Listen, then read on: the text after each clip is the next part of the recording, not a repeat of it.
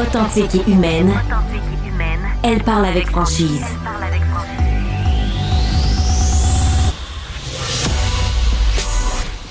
Elle traite l'information avec rigueur et efficacité. Une approche fraîchement moderne de l'actualité. Isabelle Maréchal. Rebonjour tout le monde. Merci beaucoup d'être à l'écoute de cette émission. Isabelle, avec vous pour les 2 prochaines heures, est-ce que vous seriez prêt à quitter votre ville, votre quartier, pour vous acheter une maison, devenir propriétaire, une maison abordable? Parce que si vous habitez à Montréal, par exemple, ou dans les grands centres, vous avez vu que le prix des maisons au cours des dernières années a fait des bonds incroyables. Évidemment, je pense que depuis la pandémie, on peut le dire, depuis la pandémie, le marché immobilier a connu énormément de soubresauts. Ça s'en va toujours vers le haut. Et là, on pensait qu'il y aurait une certaine accalmie. Mais c'est loin d'être le cas. On va en discuter avec des gens qui ont fait la réflexion. Luc Toupin a 52 ans.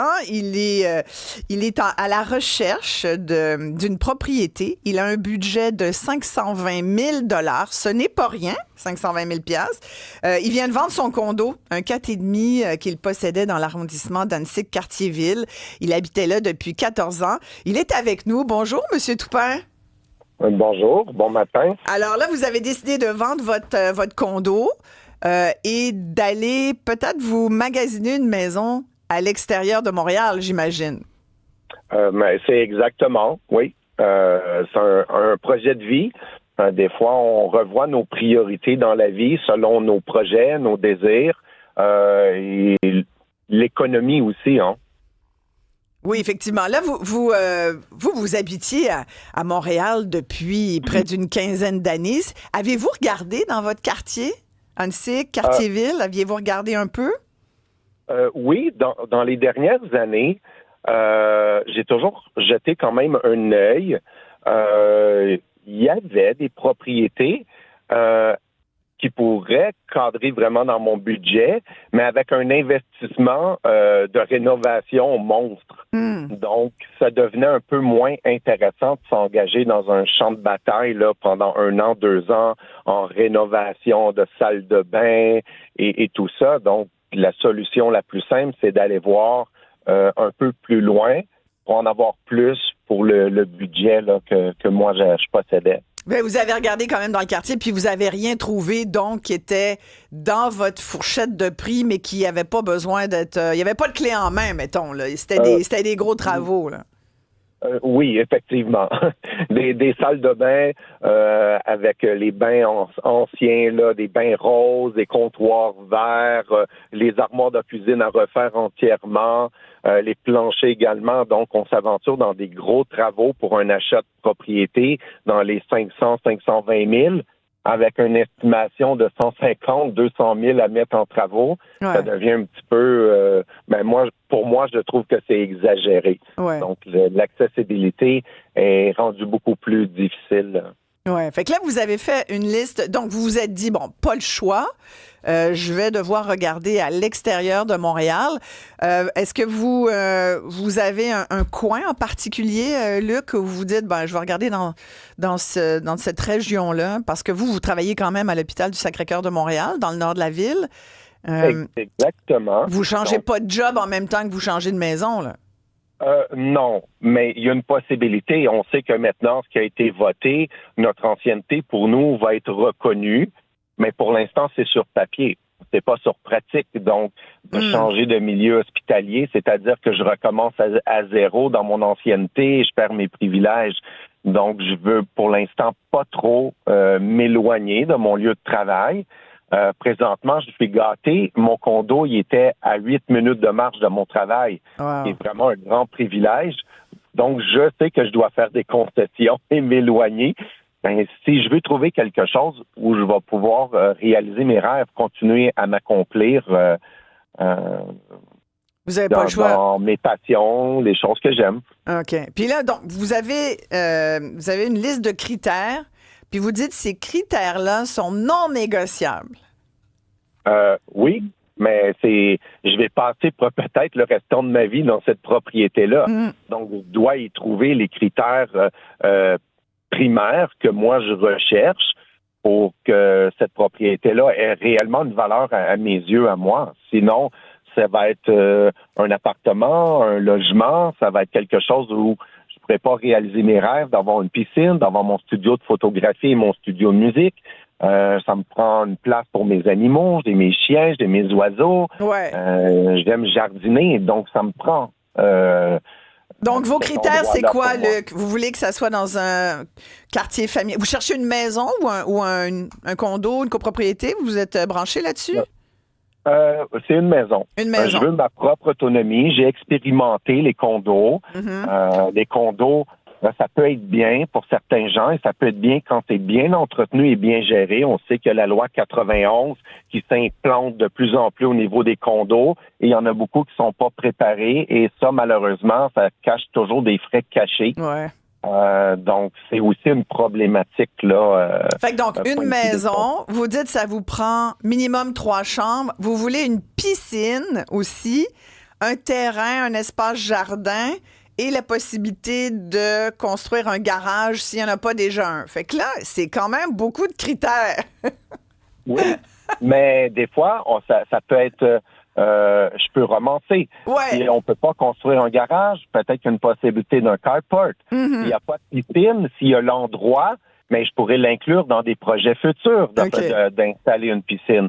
Donc, on peut romancer certains critères, mais le 3 chambres, ça, puis une grande cour, ça, c'est vraiment non négociable. C'est mon espace vital pour une partie du restant de ma vie. Et donc, est-ce que vous avez commencé à visiter des maisons? Oui, j'en ai visité quelques-unes. La problématique, c'est toujours, faut vraiment être proactif parce que les maisons vont sortir à certains cycles et si tu arrives en milieu ou en fin de cycle, il y a tellement de gens qui ont fait des offres qu'on tombe dans des surenchères qui deviennent démesurées et on a moins de chance à ce moment-là. Donc, plus on arrive rapidement dans une nouvelle vague de maisons sur le marché, plus de chance on a.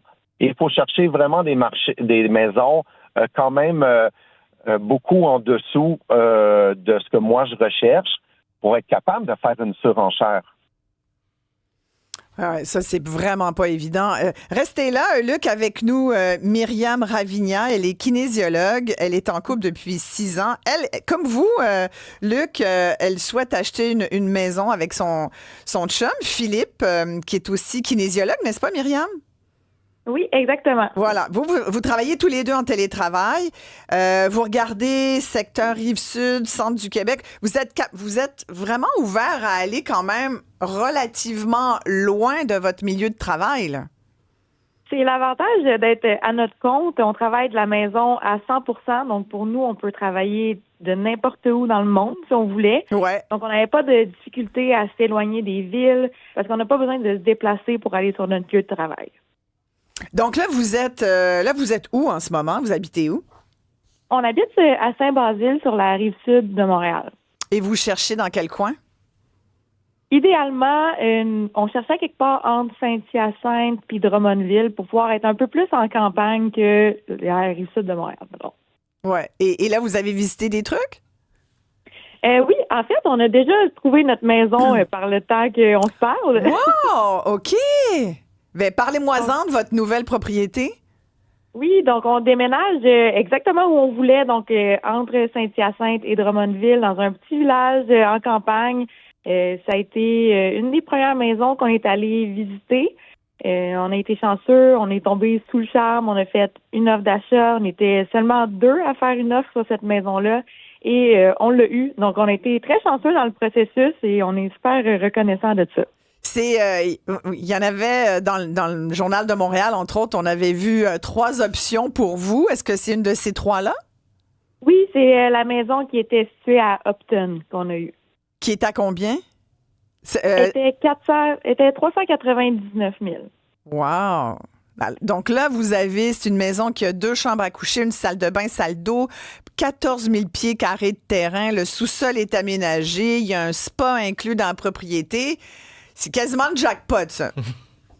Ben pour vrai, oui. Puis ce qui est bien, c'est qu'on n'a pas eu besoin d'aller en surenchère. Donc ça, c'est quand même assez rare. Ouais. Nous, on s'était dit, on limite notre budget. Si c'est notre maison, ben ça va tomber sur nous puis on va l'avoir. Mais on voulait pas aller over budget parce que c'est important pour nous de rester dans nos valeurs. Puis on se disait, si on commence à mettre de la surenchère sur une, après ça, on sait plus où la limite. Oui, effectivement. Vous voyez longtemps dans cette nouvelle maison? Pour l'instant, oui. On se donne plusieurs années. C'est sûr que c'est pas non plus la maison de nos rêves, mais je pense qu'il faut être réaliste, puis avoir nos critères en place, puis trouver quelque chose qui convient. Et dire qu'éventuellement, si on a les moyens d'avoir plus, on ira ailleurs, mais ça nous convient amplement pour l'instant. Ouais. Je pense que vous vous êtes découvert une passion de regarder Centris régulièrement pour voir ce qu'il y avait sur le marché. Oui. Ah oui, ça faisait 2 ans que je regardais de manière assez assidue ce qu'il y avait dans nos critères. Donc, j'avais mis vraiment l'emplacement, le prix maximal, le nombre de chambres. Donc, j'étais vraiment au courant de ce qui existait sur le marché pour nos critères. Donc, quand on a vraiment entamé nos démarches de recherche, c'était vraiment plus facile de faire le tri entre ce qu'on savait qui pourrait nous intéresser puis ce qu'on savait que c'était un no-go puis qu'on n'irait même pas visiter. Ouais, et j'ai beaucoup de gens là, qui m'écrivent. Il y a Julie qui dit on a dû changer nos plans de devenir propriétaire avant d'avoir des enfants parce que sinon on aurait eu nos enfants à 40-50 ans. On abandonne doucement ce rêve d'être propriétaire d'une maison. Il y a Alex qui me dit j'essaie d'économiser chaque année pour ma mise de fonds, mais à chaque année les augmentations des maisons, le prix des maisons là, dépasse ce que j'arrive à ramasser. Vous le dites bien, Myriam, ça fait déjà plus de 2 ans là, que vous aviez commencé ce projet d'achat. C'est pas évident. Quand on est travailleur autonome, il faut aller à la banque, les convaincre aussi que notre situation financière est stable, qu'on risque pas Bon, ça, en général, c'est pas toujours évident. Là. Les banques sont parfois compréhensives, mais pas toujours. Ça dépend beaucoup de ces états financiers. Fait que, il y a beaucoup de jeunes couples comme vous qui arrivent juste pas là, d'être propriétaires. Mais je pense que ça commence par savoir un peu c'est quoi notre budget. Donc, nous, on savait qu'est-ce qu'on avait comme budget. Donc, on n'a jamais regardé des maisons qui étaient au-delà de notre budget. Et je pense que ça aide avec les attentes parce que si je m'étais dit, je regarde toutes les maisons sur la rive sud, je serais tombée en amour avec des maisons à 800 000 en sachant très bien que je pourrais jamais m'acheter ça. Donc, en limitant déjà mes recherches à 400 000 et moins, ben ça vient un peu recentrer les attentes pour quand on commence vraiment le projet de recherche. Oui, tout à fait. Ben, je vous souhaite longue vie dans votre nouvelle propriété. Si jamais, puis on a compris, c'est peut-être pas la maison de vos rêves, mais en tout cas, c'est la maison qui vous donne accès à une propriété. Et ça, ben, c'est quel âge vous avez, Myriam, si je peux me permettre? Vous êtes pas 30 j'ai ans, 27 là. ans. Ouais. Non, j'ai 27 ans et mon chum 28, puis on est super content de cette propriété-là. On va la rendre la maison de nos rêves tranquillement. Ben bravo. Quel conseil vous donnez aux jeunes qui nous écoutent? Mais moi, je dirais que on entend beaucoup de négatifs, mais il y a du positif. Pour nous, ça a été vraiment un processus qui a été simple et facile. Même pour des travailleurs autonomes, on se faisait dire que ça allait être super difficile de trouver du financement et tout ça. Finalement, quand tu es bien accompagné par des bons professionnels, ça a été un vrai fleuve tranquille, puis on n'a eu aucune embûche. Ça s'est super bien passé, donc c'est un message d'espoir. Ah, ben tant mieux. On a besoin d'entendre ça. Myriam Ravigna, kinésiologue, avec son conjoint, ils viennent de trouver une maison dans laquelle ils vont pouvoir poursuivre leur projet. Ce sont 2 travailleurs autonomes. Il y a Luc qui est avec nous toujours. Luc, message d'espoir. Est-ce que ça vous en donne de l'espoir de vous trouver votre maison à vous? Mais certainement. C'est des très bons points qu'elle a avancés, des fois d'aller chercher vraiment dans notre budget. Ouais, c'est ça. Ça, c'est important. Et l'avantage qu'ils ont aussi en télétravail, ça limite pas leur endroit de recherche. Et plus on s'éloigne, plus on en a comme pour notre budget également.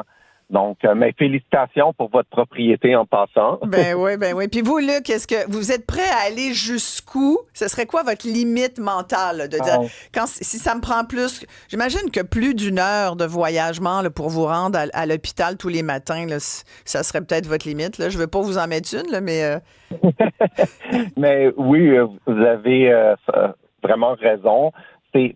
Moi, j'avais un chalet anciennement Saint-Adolphe d'Howard. Mhm. Et quand j'allais au chalet, des fois, je faisais le transport et c'était interminable. Donc, Ouais. oui, jusqu'à Blainville, Saint-Jérôme, Mirabel, ça devient un peu mes limites. Ouais. Ou à moins qu'il y ait des changements dans la situation de l'hôpital rapidement et que l'ancienneté soit reconnue.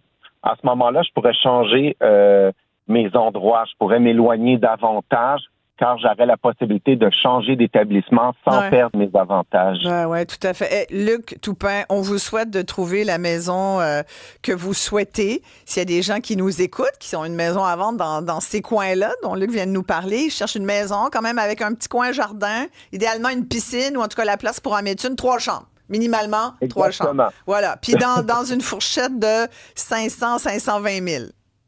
Exactement. Bien, on vous le souhaite, Luc. Merci beaucoup d'avoir pris le temps de nous parler. Ben, merci à vous et bonne journée. Et merci à toute l'équipe. Merci. On a Raphaël qui m'écrit. Moi, j'achète toujours les maisons que personne veut. Ça, c'est bon. C'est des maisons là, qui ont l'air de rien, j'imagine, Raphaël. Il dit, je suis charpentier menuisier et moi, je les mets à ma main. Donc, c'est plus simple de cette manière-là. J'en trouve qui sont plus abordables. On va poursuivre là-dessus avec Yannick Parent, courtier immobilier que vous connaissez bien. Yannick va nous dire, d'abord, il va réagir à nos 2 témoignages et j'en profite pour vous donner nos numéros pour nous joindre, nous dire comment vous voyez ça, vous. Est-ce que vous iriez, jusqu'où vous iriez pour acheter une maison, une propriété abordable? Êtes-vous en quête, justement, de ce genre de propriété sur le marché? 1-877-827-2346, 1-87 Cube Radio pour nous joindre.